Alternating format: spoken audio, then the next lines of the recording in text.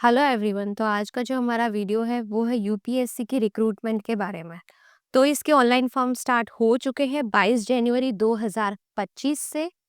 तो चलिए हम बात कर लेते हैं इस पोस्ट के बारे में बहुत ही अच्छे से और डिटेल में कि क्या क्वालिफिकेशंस रहेगी, एज क्राइटेरिया क्या होगा हमारा, कितनी पोस्ट है, ये सारी चीज़ें। तो ज़्यादा देर ना करते हुए वीडियो को शुरू करते हैं। तो यहाँ पर यूपीएससी के फॉर्म स्टार्ट हो चुके हैं 22 जनवरी 2025 को। इसकी लास्ट तारीख है आपकी 11/2/2025। शाम को 6 बजे तक ही आप फॉर्म भर पाएंगे। उसके बाद वेबसाइट खुद ही क्लोज हो जाएगी। अब यहाँ पर एडमिट कार्ड आपको नोटिफाई हो जाएगा सून। अब इसकी एग्ज़ाम आईएएस और आईएफएस के एग्ज़ाम डेट यहाँ पर दे दी गई है 25 मई 2025 को। इसके रिजल्ट्स भी आपको एग्ज़ाम के बाद ही नोटिफाई हो जाएंगे। अब यहाँ पे शॉर्ट इन्फॉर्मेशन में देख लेते हैं हम। ऑर्गेनाइजेशन का नाम है union public service commission. Post के नेम है हमारे पास यहाँ पर civil service and forest service IAS and IFS. Total number of vacancies है हमारे पास 1129 पोस्ट है। सैलरी होगी हमारी पोस्ट वाइज। जॉब लोकेशन होगा ऑल ओवर इंडिया। आप कहीं से भी फॉर्म अप्लाई कर सकते हैं। अप्लाई मोड होगा यहाँ पर ऑनलाइन फॉर्म आपको रजिस्टर करने रहेंगे, ऑनलाइन फॉर्म आपको भरने रहेंगे। लास्ट डेट है हमारे अप्लाई करने की 11/2/2025, जो कि मैंने आपको पहले ही बोला कि शाम को 6 बजे तक ही हम फॉर्म भर पाएंगे। इसकी ऑफिशियल वेबसाइट आपको यहाँ पर मैंने दे दी है। इसका लिंक भी मैं आपको डिस्क्रिप्शन में दे दूंगी, जिससे कि आप लोग बस वहां से क्लिक करके ऑफिशियल वेबसाइट में जा सकते हैं। बात कर लेते हैं हम यहाँ पर एज लिमिट की। यहाँ पर मिनिमम एज होनी चाहिए हमारे पास 21 ईयर्स की, मैक्सिमम होनी चाहिए हमारे पास 23 ईयर्स। अब यहाँ पर 2 अगस्त 1993 और 1 अगस्त 2004, इस बीच में अगर आपका बर्थ हुआ है तो आप एलिजिबल है ये फॉर्म को अप्लाई करने के लिए। नंबर ऑफ अटेम्प्ट्स यहाँ पर दिए गए हैं। एससी और एसटी अनलिमिटेड अटेम्प्ट्स दिए गए हैं और ओबीसी 9 अटेम्प्ट्स और पीडब्ल्यूबीडी के लिए भी 9 अटेम्प्ट्स दिए गए हैं और अनलिमिटेड है एससी और एसटी। यहाँ पे बात कर लेते हैं हम एजुकेशन क्वालिफिकेशन के बारे में, जो कि है आईएएस। एनी रिकॉग्नाइज्ड यूनिवर्सिटी से आपने डिग्री की है तो आप एलिजिबल है आईएएस के फॉर्म भरने के लिए। और वहीं पर हम बात कर लेते हैं आईएफएस की। तो graduation degree as one subject, यानी कि आपका एक सब्जेक्ट होना चाहिए, जैसे कि केमिस्ट्री, साइंस, एग्रीकल्चर का होना चाहिए, या फिर मैथ्स, फिजिक्स, स्टैट्स। आप यहाँ पर सारे सब्जेक्ट्स देख सकते हैं क्या क्या सब्जेक्ट्स यहाँ पर दिए गए हैं आईएफएस के फॉर्म भरने के लिए। वहीं हम बात कर लेते हैं वैकेंसीज के डिटेल्स के बारे में, जो कि है IAS civil service 979 post release की है यूपीएससी की तरफ से, और आईएफएस के लिए 150। तो टोटल 1129 पोस्ट है टोटल हमारे पास। वहीं बात कर लेते हैं हम एप्लीकेशन फीस की। जनरल, ओबीसी, ईडब्ल्यूएस के लिए 100 रुपीज़ फीस रहेगी। वहीं पर एससी, एसटी और पीएच के लिए 0 नील रहेगी। ऑल कैटेगरी फीमेल्स के लिए भी 0 है। पेमेंट मोड होगा आपका ऑनलाइन। यहाँ पर हम बात कर लेते हैं recruitment of service and post. अब जब आप फॉर्म भर रहे हैं तो आपको आईएएस और आईएफएस, ये 2 पोस्ट मिली है, जिसके अंडर इतनी सारी पोस्ट आती है, जिससे कि आप ये सारे पोस्ट में से जिसमें आपको इंटरेस्ट है उस पोस्ट के लिए आप यहाँ पर अप्लाई कर सकते हैं। जब भी आप फॉर्म भरेंगे ये सारे ऑप्शंस आपको वहाँ पर दिए गए रहेंगे, जिससे कि आप सिलेक्ट कर सकते हैं कि आपको किस पोस्ट में ज़्यादा इंटरेस्ट है, किस पोस्ट के लिए आप ज़्यादा एलिजिबल हैं, जिससे कि आप यहाँ पर सिलेक्ट कर सकते हैं। ये सारे पोस्ट दिए गए होंगे वहाँ पर। आगे हम बात कर लेते हैं सेंटर की।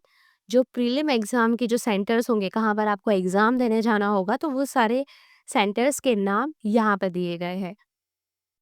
वही बात कर लेते हैं हम मेन एग्जाम के सेंटर्स की, जो कि है ये। हाँ, 24 सेंटर्स है यहाँ पर। प्रीलिम्स के थोड़े ज़्यादा थे। प्रीलिम्स के थे हमारे पास 80 सेंटर्स थे हमारे पास प्रीलिम्स के लिए, और यहाँ पर मेन एग्जाम के लिए जो कि है 24। पेपर स्टाइल के बारे में बात कर लेते हैं हम। यहाँ पे प्रीलिम एग्जाम होगी आपके, उसमें 2 पेपर्स होंगे, पेपर 1 और पेपर 2, जो कि होंगे आपके 200 मार्क्स के, और उसके ड्यूरेशन होगी 2 आवर्स तक की।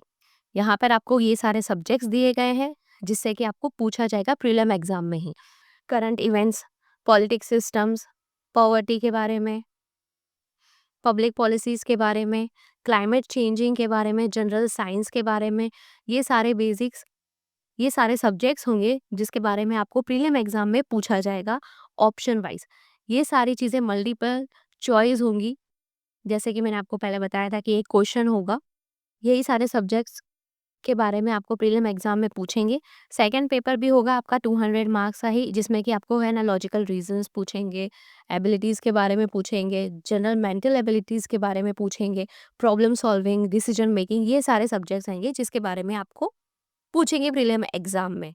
अब यहाँ पर आपको क्वालिफाई होने के लिए 33% होना चाहिए।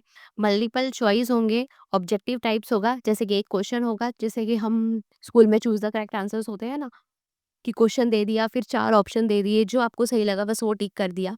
इस तरीके से यहाँ पर क्वेश्चंस होंगे। अब तीसरा नोट हमारा यहाँ पर ये है कि है ना, ये दोनों में से जो भी कैंडिडेट ही और शी जो भी होंगे, अगर ये दोनों पेपर में से एक पेपर नहीं दिया तो वो डिस्क्वालीफाई हो जाएगा। हाँ, तो यहाँ पर हम बात कर लेते हैं मेन एग्ज़ाम की, जो कि होगी रिटर्न में होगी हमारी मेन एग्ज़ाम। यहाँ पे पेपर स्टाइल होगा पेपर ए और पेपर बी, जो कि यहाँ पर होगा। अब कैंडिडेट्स यहाँ पर है ना अपनी लैंग्वेज सिलेक्ट कर सकते हैं, प्रीलिम एग्ज़ाम में भी और मेन एग्ज़ाम में भी। जैसे कि आप फॉर्म फॉर्म भर रहे हैं, जैसे कि आपने फॉर्म भरा, तो वहाँ पर आपको है ना एक ऐसा ऑप्शन भी आएगा जिससे कि आपको सिलेक्ट करना रहेगा कि आपका पेपर स्टाइल किस टाइप में होना चाहिए, पेपर स्टाइल कौन से लैंग्वेज में होना चाहिए, सॉरी। अगर जैसे कि आप गुजराती हैं, तो आपका पेपर गुजराती लैंग्वेज में होना चाहिए। अगर आप यूपी या बिहार साइड से हैं, तो आपका पेपर स्टाइल, तो आपका पेपर लैंग्वेज जो हिंदी में है, तो वो हिंदी में होना चाहिए। इस तरीके से आप अपने हिसाब से लैंग्वेज सिलेक्ट कर सकते हैं, जो कि जैसे कि कोई इंग्लिश में ज़्यादा अच्छा है कि हाँ, मैं पेपर इंग्लिश में दूँगा तो वो ज़्यादा कंफर्टेबल रहेगा, हिंदी में दूँगा तो ज़्यादा कंफर्टेबल रहेगा, या फिर गुजराती में दूँगा तो वो ज़्यादा कंफर्टेबल रहेगा। तो उस हिसाब से आप अपने लैंग्वेज सिलेक्ट कर सकते हैं दोनों पेपर्स के लिए, प्रीलिम एग्ज़ाम के लिए और मेन एग्ज़ाम के लिए भी। अब यहाँ पे पेपर बी दिया गया है इंग्लिश। अब यहाँ पर आप कोई भी लैंग्वेज सिलेक्ट कर रहे हैं, जैसे गुजराती सिलेक्ट की आपने सपोज़, या फिर चलो हिंदी सिलेक्ट की आपने, तो वो हिंदी में नहीं आएगा, वो इंग्लिश में ही आएगा। जैसे कि आपने प्रीलिम एग्ज़ाम और मेन एग्ज़ाम के लिए हिंदी लैंग्वेज सेलेक्ट की, तो वो हिंदी लैंग्वेज में नहीं आएगा पेपर बी में। पेपर बी उसमें सिर्फ़ और सिर्फ़ इंग्लिश ही आएगा, जो कि होगा हमारा 300 मार्क्स का। अब यहाँ पे paper to be counted for merit, यहाँ पर मेरिट लिस्ट के हिसाब से यहाँ पर पेपर काउंट होंगे। फर्स्ट पेपर होगा हमारा एसे, जो कि होगा 250 मार्क्स का। यहाँ पे general studies first, general studies 1 होगी, यहाँ पर हमारे Indian heritage, culture, history, geography and world and societies के बारे में।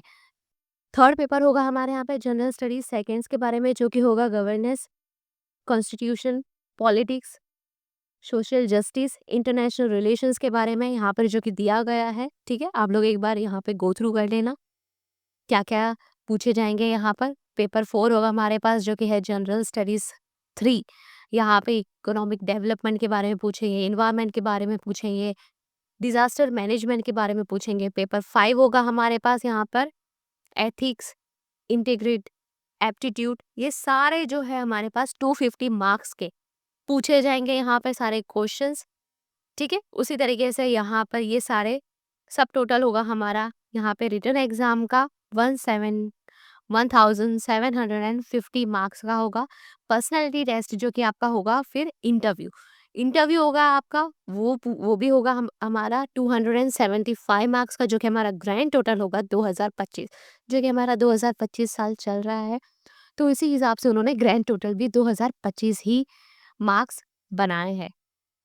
तो यहाँ पर है मेन एग्जाम की सब्जेक्ट की लिस्ट, कि मेन एग्जाम में क्या क्या सब्जेक्ट्स है जो पूछे जाएंगे मेन एग्जाम में।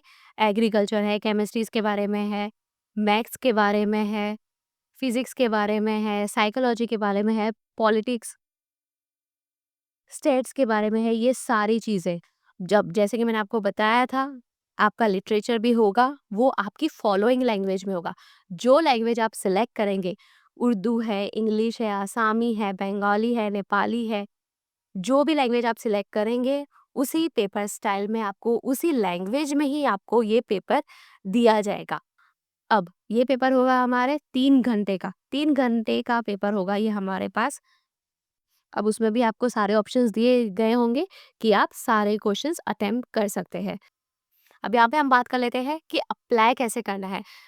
मैंने आपको पहले ही बोला था कि आपको लिंक डिस्क्रिप्शन में मैं पिन कर दूंगी कि आप कहाँ से अप्लाई कर सकते हैं।